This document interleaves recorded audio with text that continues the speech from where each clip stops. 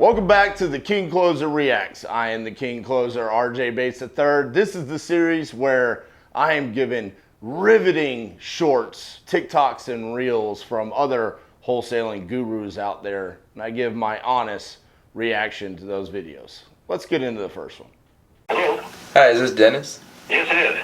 Hey, just reaching out to see if you were willing to sell that property over on Winona. Well, yes, I'm probably going to sell it. It's up to, I haven't totally decided yet, but do you live there or close by? Are you the person that maybe wanted to show interest through one of the, another person that lives in that area at all, or no? Or are you just calling in out of the blue? Yeah, I'm just an investor in the area, just curious about the property. Oh, yeah, okay.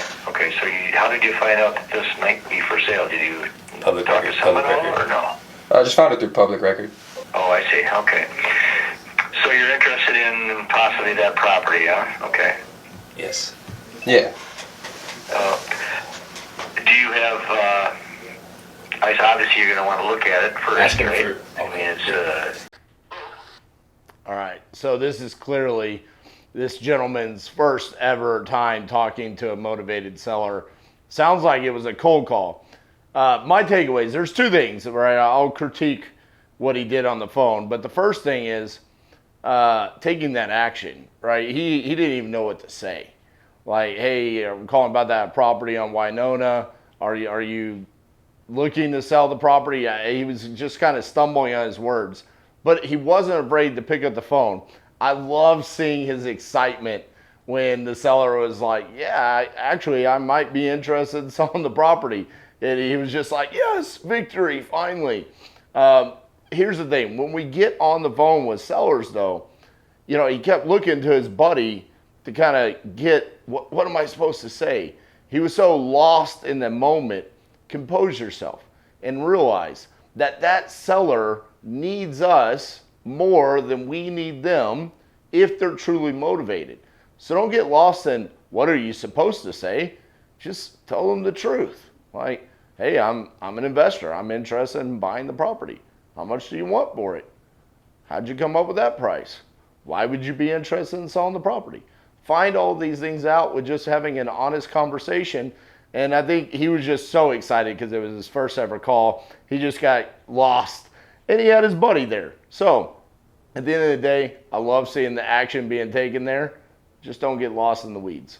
So this property right here, it's got a whole bunch of shit in here. It's occupied by squatter tenants with keep out signs. Once we go to do an eviction on them, they actually claimed that they had a ownership in the property. They filed a quitclaim deed from the deceased owner into their name, which we knew was fraudulent. So when we went to go do the eviction court was, hey, you need to sort out your ownership issue first. That's what they did. They filed a fraudulent deed against the property, stopped the eviction, and now we've been in a 4-month legal battle with them. This is some of the crazy shit that you deal with when you buy property sight unseen, when you buy properties wholesale. You never know what you're truly getting into when you purchase these properties.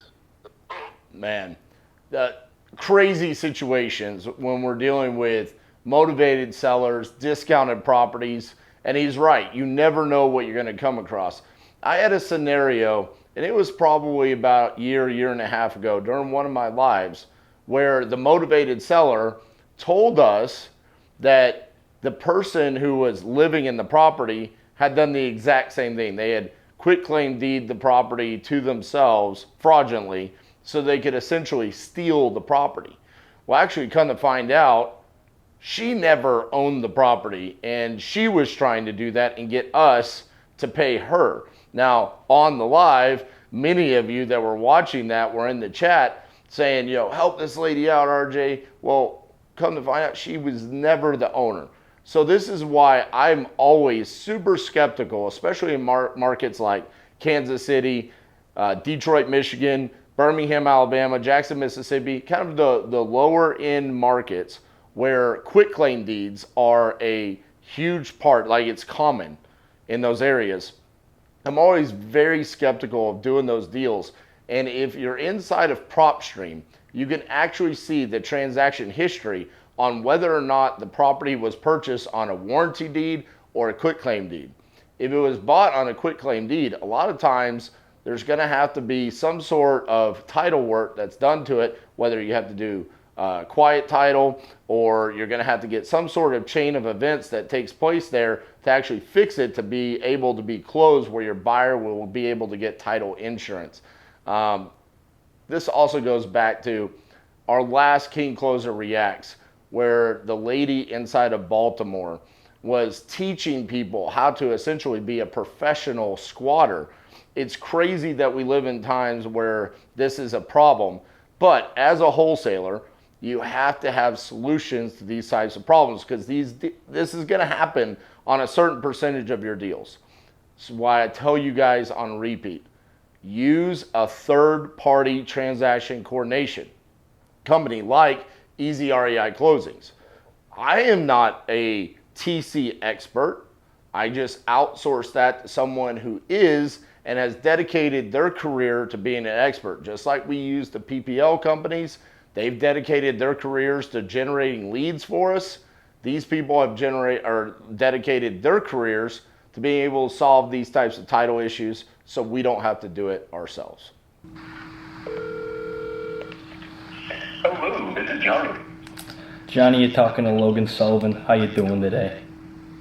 I'm alright, how are you? That's just terrific, John. Johnny, if I can get 37 seconds of your time, I promise you can turn this good day into an even better day. And I'm not blowing smoke up your ass, John. Okay. Wise decision, John. Johnny, something came across my desk today, and it's perhaps the best thing I've seen in 32 and a half years of real estate. John, true or false, you're the owner of 505 Aspen Street.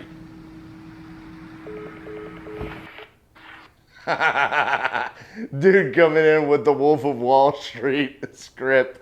I've seen this guy actually do funny wholesaling, cold calling videos before.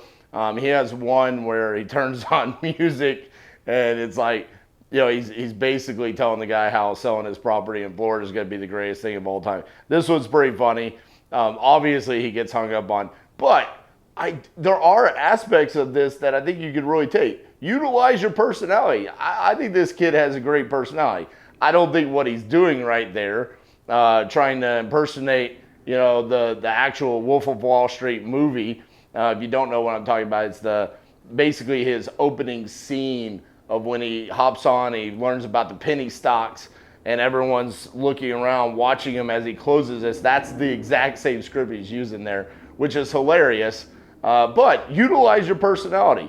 If you're funny, if you have humor as an asset for you, use it on your calls. I do that all the time. Jerry and I talk about this, Jerry Norton, and I talk about this all the time.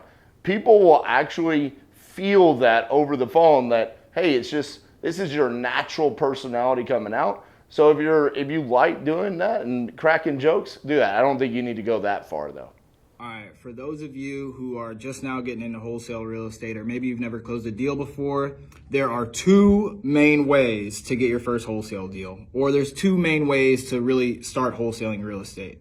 The first way is to say that you're the buyer and you're looking to buy this property.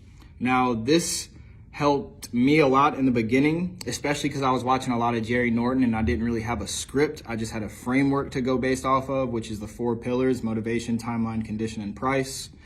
And I would just go based off of that, and I would flow and act like I'm the buyer.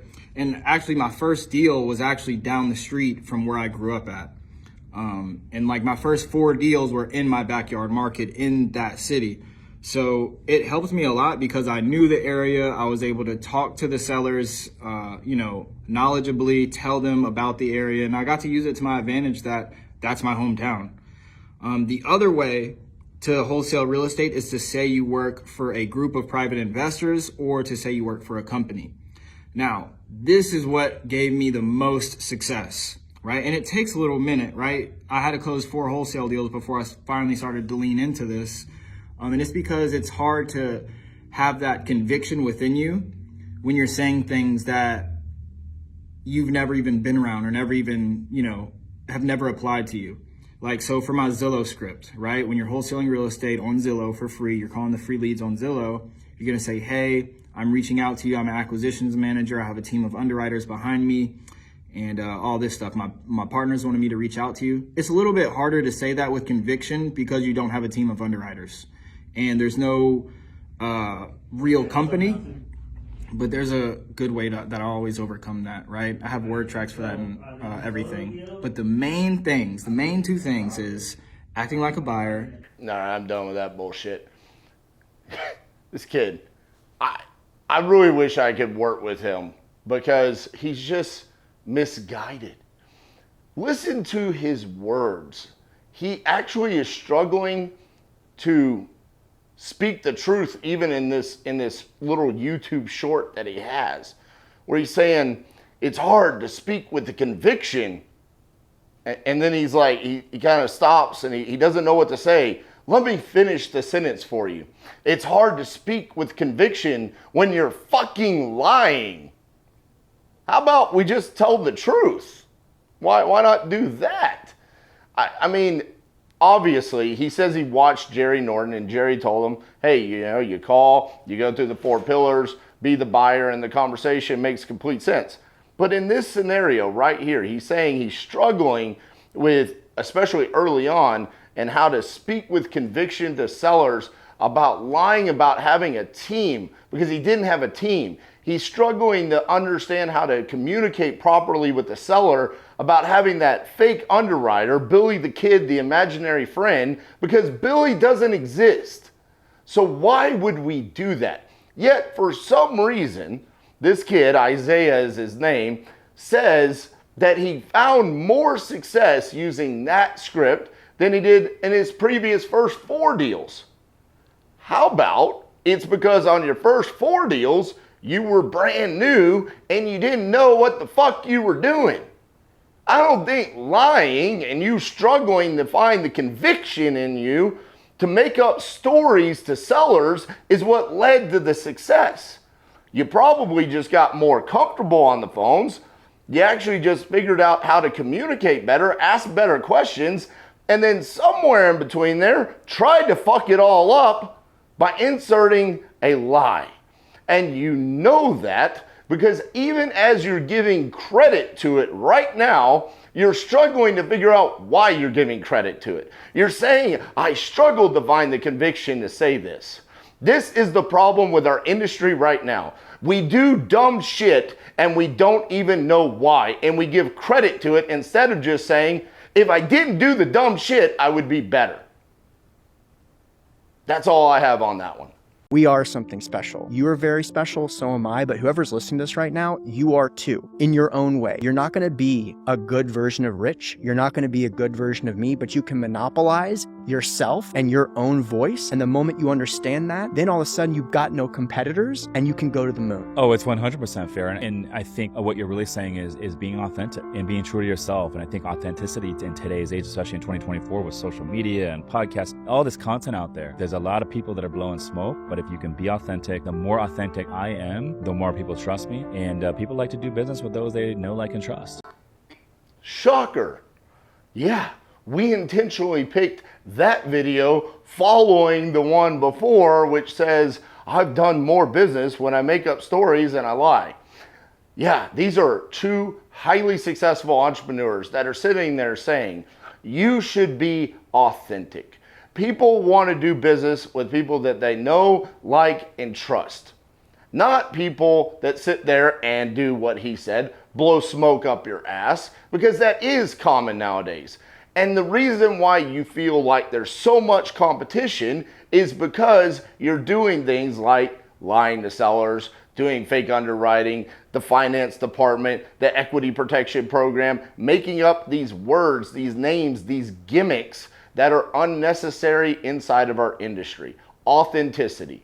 If you want to go to a seller and tell the seller, my intention is to wholesale the property, good on you. That's what you're doing.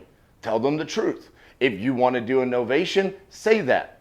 Mr. and Mrs. Seller, I want you to sit down on your computer right now and I want you to Google novation real estate. This is what I want to do.